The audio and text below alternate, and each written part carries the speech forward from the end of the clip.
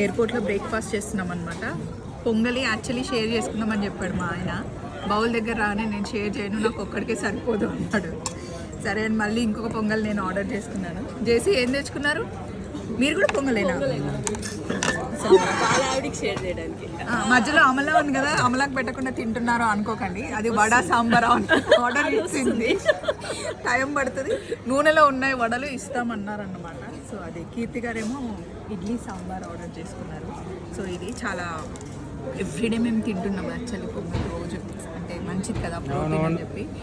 కానీ అప్పుడు వాల్యూ తెలియలేదండి. ఇట్లా 400 పెట్టి కొంటేనే దీని వాల్యూ మాకు తెలుస్తుంది.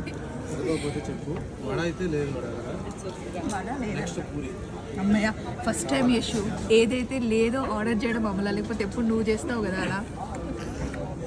ఇదిగోండి బాగుంది. పొంగల్లో సాంబార్, అల్లం చట్నీ, కోకోనట్ చట్నీ, టమాటో చట్నీ ఇచ్చాడు. ఇదన్నమాట మా బ్రేక్ఫాస్ట్. By by.